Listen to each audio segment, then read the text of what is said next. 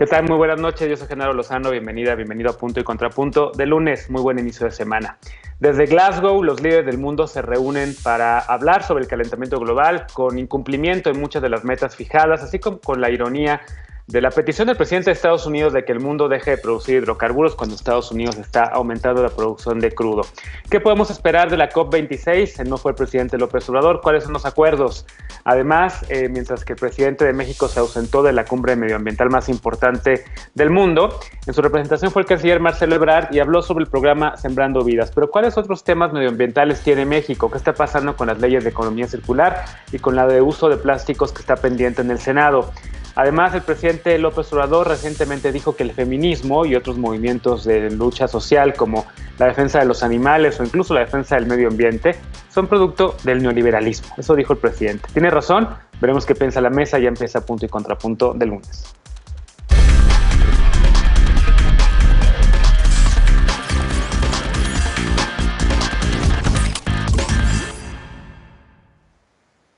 Ayer el primer ministro británico Boris Johnson dijo que los esfuerzos globales para frenar el cambio climático fracasarán si las negociaciones en la COP26 no son exitosas. Algunos compromisos incumplidos datan del año 2009 y el presidente de la COP26, Alok Sharma, dijo hoy que la ventana de tiempo que tenemos para evitar los peores efectos del cambio climático se está cerrando rápidamente. Veamos el contexto. Desde este domingo, representantes de 190 países se reúnen en la Conferencia de las Naciones Unidas sobre el Cambio Climático, la COP26 en Glasgow, Escocia. Durante las próximas 2 semanas hablarán sobre qué hacer para mitigar el calentamiento global. En agosto pasado, el panel intergubernamental de expertos sobre el cambio climático aseguró que para el 2040 la temperatura global aumentará por lo menos en 1.5 grados. La COP26 busca que los países se comprometan a reducir sus emisiones de carbono para lograr que el aumento se limite a 1.5 grados para el 2050.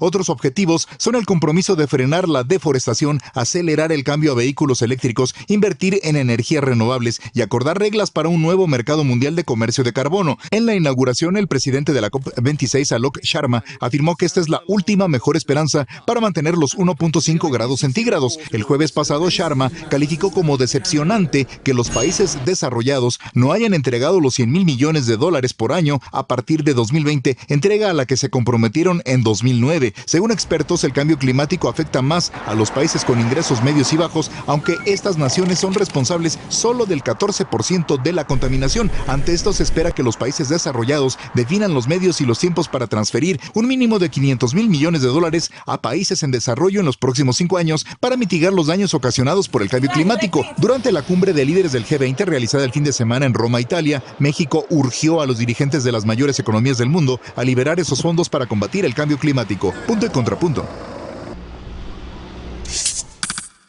Primer tema de discusión esta noche. Saludo con gusto a Lisa Sánchez, directora general de México Unido contra la Delincuencia. ¿Cómo estás, Lisa? Muy bien, mi querido Genaro. ¿Cómo están todas y todos? Buenas noches. Qué gusto verles. Bienvenida. Alfredo Lecona, activista y analista. ¿Cómo estás, Alfredo? Muy bien, querido Genaro. Buenas noches a todas, todos. Buenas noches. Eder Guevara, fundador de Morena y antropólogo. ¿Cómo estás? Hola, querido Genaro, buenas noches a todas y todos. Contento, el Tribunal Electoral ya le dio la razón a Morena respecto al tema del referéndum. Mira, de eso platicaremos mañana y lo retomaremos el miércoles. Y Ana Montaño, feminista y analista, ¿cómo estás? Hola, muy bien, muchas gracias. Buenas noches a todas y a todos. Bienvenida. A ver, empiezo contigo, Lisa. Uno de los temas que más te gusta, los temas de multilateralismo pues, diplomático, digamos, está el medioambiental. Esta reunión es importantísima. Hay el trabajo de muchos mexicanos detrás, incluida Patricia Espinosa, quien ya no preside esto, pero ha trabajado muy duro a lo largo de los últimos años justamente para llegar a la cita de hoy de Glasgow. ¿Cómo ves lo acordado ahí, el llamado al presidente Biden de dejen de producir hidrocarburos, pero Estados Unidos sube su producción, la ausencia de México? ¿Por dónde quisieras empezar? Híjole, yo creo que empecemos por ahí, por los compromisos políticos de la cumbre, para que nos quede claro cuál es la importancia de esta reunión global, que al margen de traer toda la atención mediática, pues lo que sí tiene son metas muy puntuales que todos los países deberán cumplir para que no nos alcance la catástrofe climática, dado que ya no hemos podido detener el cambio climático. Básicamente la nota lo consignaba muy bien, hay acuerdos específicos para que la temperatura global no suba más de 1.5 grados, sin embargo eso que se suponía que debíamos evitar antes del 2030 no va a suceder, y como tú bien apuntabas, pues no solo las emisiones no han bajado, sino que continúan subiendo, De ahí que uno de los puntos más importantes de esta cumbre va a ser cuáles son los acuerdos a los que se logra para crear estos mercados de neutralización de carbono o de compensación de carbono, donde aquellas emisiones que no se puedan cortar en ciertos sectores o industrias se puedan de alguna manera compensar con la compra de esos bonos a otros países y la compensación económica de alguna manera para que podamos llegar a una actividad económica y a un mundo con emisiones cero. Importante resaltar que en esta cumbre pues va a prevalecer el nacionalismo, el unilateralismo y bilateralismo sobre el multilateralismo, lo cual va a ser bien importante y vamos a ver ahí, por ejemplo, la presión que va a estar entre Estados Unidos y China particularmente, porque ninguno de los dos países está comprometido a cortar sus emisiones y hoy en día pues uno es el que mayor emisiones ha producido históricamente junto con Europa y el otro es el que actualmente mayor produce. Pero rápidamente nada más para que no nos centremos solo en la política y lo que van a suscribir los gobiernos, creo que hay 3 cosas que solo voy a mencionar muy por encima que nos tienen que poner las antenitas y llamar la atención. ¿Cuáles son las tendencias de los costos de las energías renovables o verdes? Porque hay ya muchos estudios que dicen que estos costos están bajando tanto que pueden llegar al punto de acelerar una transición económica importante, sobre todo en ciertas industrias como la eólica, la hidroeléctrica y los vehículos eléctricos. ¿Cuáles son los sectores más difíciles para reducir las emisiones de carbono? Que sigue siendo el transporte de mercancías, que sigue siendo la aviación, que sigue siendo la producción de acero para la construcción, por ejemplo, y cómo van a ser los nuevos mercados financieros verdes o el climate finance, que es básicamente cómo se van a empezar a beneficiar las inversiones en cero emisiones y se van a empezar a encarecer las inversiones en aquellos sectores que no puedan cortar sus emisiones. Todo esto va a ser muy importante ya no solo para los gobiernos, sino también para los sectores del sector privado y para los individuos que quieran invertir o quieran echar adelante algún tipo de negocio, porque se va a volver más caro hacerlo si no es climáticamente responsable. De acuerdo. Eder, además de lo que menciona Lisa, no sé si quieras también tomar, yo dije la ausencia de México, pero bueno, estuvo representado por el canciller Marcelo Ebrard, no por el presidente López Obrador. ¿Cómo ves la participación mexicana, los acuerdos, otra vez lo que menciona Lisa, la contradicción del presidente Biden llamando al mundo a no producir hidrocarburos y ellos aumentando su producción? Sí, me parece que hay muchas contradicciones. Me espanta mucho, por ejemplo, que el gobierno de Brasil se comprometa a producir cero emisiones en 2050, cuando ha sido denunciado internacionalmente por la forma en la que ha deforestado y quemado el Amazonas para beneficio de industrias privadas. ¿Cómo le va a hacer para garantizar ese proceso de transición? ¿Cuánto costo humanitario tendrá para Brasil ese proceso? Me asusta eso, porque no nada más es una contradicción, sino que puede ser una amenaza para las comunidades. Me parece que es muy importante que en el concurso de las naciones, qué bueno que estén dándole continuidad a estos acuerdos, qué bueno que el primer llamamiento fue para que cumplan con los acuerdos previos, sobre todo el tema de los recursos que tienen que darle a los países en desarrollo. Pero sí me parece que no se está poniendo en el centro de la discusión el papel de la gran industria y los compromisos, sobre todo los compromisos que tendría que asumir la gran industria en el proceso del calentamiento global o para evitar que continúe la crisis ambiental. Y no se está discutiendo ahorita en lo concreto cómo resolver el problema energético que está afectando a tantos países del mundo. Ahorita en Ecuador hay conflictos muy serios por los costos de la energía. En España está sucediendo lo mismo. China ha visto muy afectada su economía porque tienen una crisis energética, y ese tema me parece que hasta ahora no se ha puesto sobre la mesa. Está muy bien que se planee de aquí a 2050, 2100, pero ahorita en lo concreto tenemos un problema que se tiene que resolver, y si no se resuelve con esta perspectiva ambiental, pues entonces la crisis ecológica será todavía mucho peor. Por lo demás, me parece interesante, habrá que darle continuidad a todo el proceso de discusión. Y otro tema que me parece fundamental y que ni por asomo se toca es el del desarme. ¿Cómo podemos hablar de detener la crisis ambiental cuando se siguen produciendo tantas armas y se siguen utilizando tantas armas para invadir países pobres de todo el planeta? Bien, Ana, ¿qué destacas de la COP26 y de lo que han dicho tus colegas también en la mesa? Pues creo que, para empezar, es un escenario como bien particular pospandemia, ¿no? La verdad es que creo que, va iniciando apenas esta reunión en lugar hasta diciembre, hasta el 12 de diciembre, esta cumbre. Y, va a ser bien interesante ver, yo no he visto hasta el momento, ¿no? Cuáles son un poco como los acuerdos a nivel internacional sobre los efectos post-pandemia, ¿no? Como esta serie, incluso pensando en términos como muy simples, ¿no? Esta serie de nuevos residuos que se están generando a partir del uso de cubrebocas, de una serie de mecanismos que antes no se usaban con esa relevancia, la producción de, no sé, por ejemplo, el gel antibacterial, la misma producción de las vacunas, cuál es el impacto climático que esto está teniendo al ser un problema global.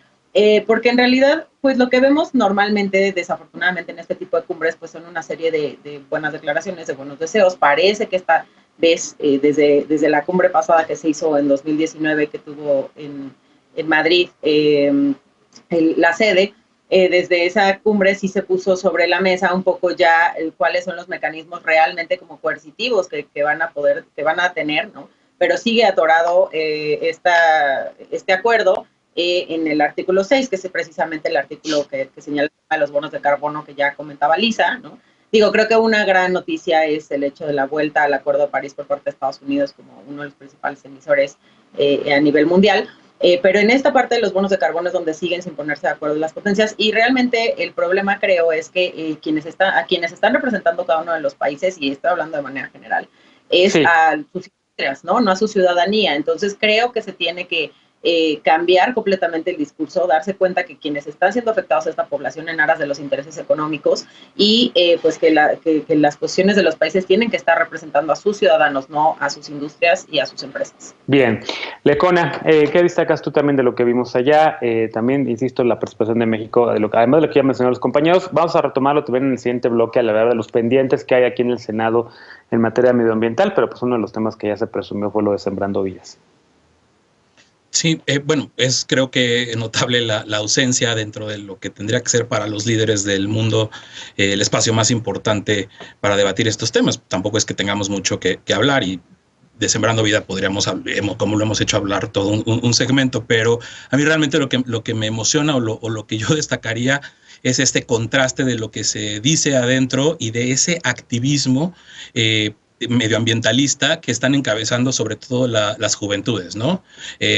Personajes como Greta Thunberg, que hoy dijo desde afuera de la COP26 que el cambio no vendrá desde adentro de la COP26, y todo este movimiento de Fridays for Future o Viernes para el Futuro, que también se ha enraizado en México, donde hay exponentes y donde hay, insisto, jóvenes, mujeres jóvenes alzando la voz y impulsando las huelgas climáticas globales para replicarlas adentro de nuestro país, y lanzando este tipo de mensajes de que lo que se está diciendo allá adentro no corresponde con la realidad que están viviendo, y cambiándonos de plano la narrativa, ¿no? Xiye Bastida, esta joven de 19 años, que es la segunda vez que habla ante líderes mundiales, hoy dijo: esta es mi segunda COP26, llevan haciendo esto más tiempo del que yo llevo viva. Tengo una pregunta: ¿cuántas COPs más van a esperar antes de actuar? Es ese sentimiento, esa sensación, y insisto, esa nueva narrativa que ha llevado al debate o a la visibilización de conceptos como esto de la justicia climática interseccional, para decir claro que los efectos del cambio climático en lo social hay que voltearlos a ver, y no nada más con las cosas que rescatan muchas veces los líderes mundiales y los intereses que están detrás de ellos, sino vean cómo nos afecta a todos en lo comunitario, y cómo no es en la misma escala a todos los países, porque se dice mucho que es un problema que afecta a todo el mundo, pero hay una diferencia en medida de que las desigualdades se van profundizando por la propia crisis climática. Y una campaña sensacional que se llama Desenraizar el Sistema para México, estos activistas de Fridays for Future, estos jóvenes y estas jóvenes, donde dicen, bueno, la raíz de todo esto es el capitalismo, es el colonialismo, el extractivismo, y en el caso de México incluso tienen hasta esta que me encanta, que es México, date cuenta, Pemex no te ama, ¿no? Para demandar a Pemex que se haga responsable de sus emisiones como parte del Estado mexicano, que es parte del Acuerdo de París, y recalcar esa responsabilidad que se tiene. Son jóvenes que ya no les hace sentido los discursos en nuestro país, el discurso soberanista y nacionalista frente a lo que tienen, que es el futuro, y es la herencia maldita de lo peor de la política, de los intereses y del capitalismo. Ahí sí coincido. Bueno, entonces a mí se me hace mucho más interesante lo que se está construyendo desde afuera, este activismo juvenil, joven, de las juventudes, que creo que es donde van realmente a verse los cambios en el futuro. Y son estos grupos que en efecto están presionando a muchos de los gobiernos que participaron en esta reunión, incluido al mexicano, incluido al estadounidense y demás.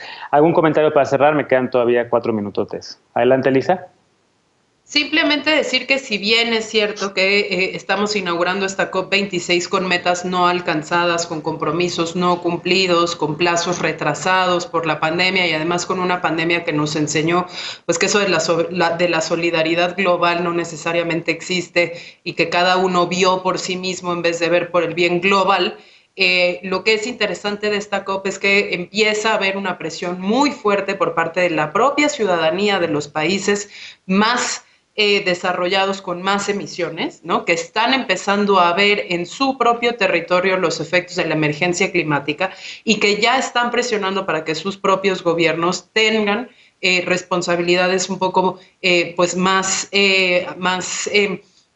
ambiciosas, ¿no? En este sentido. Entonces, si bien estoy de acuerdo con la apreciación de Ana de que en realidad pues hay mucha declaración política y realmente pocos acuerdos sobre cuáles son los mecanismos de sanción y cuáles son, digamos, las consecuencias del incumplimiento, una nota positiva que a lo mejor puede llevarnos a evaluar esto pues con un poco más de optimismo es justamente la presión de esos países desarrollados. No se nos puede olvidar que 2020, por ejemplo, inició con Australia, ¿no? Completa y absolutamente en llamas, que las inundaciones en Europa están generando un gran movimiento de personas que lo que sí están pidiendo son eso, compromisos mucho más ambiciones y acciones más rápidas por parte de sus gobiernos, sabiendo que ellos son en histórico y en actual, pues los principales emisores que están llevando el calentamiento global ya no solo a que sea una realidad, sino que sea una realidad pues cada vez más inmediata. Bien, de hecho no me quedaban 4, me quedaban 2 y ya se los consumió Elisa. Déjenme hacer una pausa, regresamos para seguir hablando de los temas medioambientales, porque justamente México llegó a esta COP con pocas cartas bajo la manga, aunque se aprobaron en comisiones, no llegaron al Pleno del Senado, iniciativas para regular, por ejemplo, el manejo adecuado de residuos o la economía circular. Realmente estas iniciativas son un cambio verdadero en materia medioambiental. Vamos a ver qué piensa la mesa cuando regresemos a Punto y Contrapunto.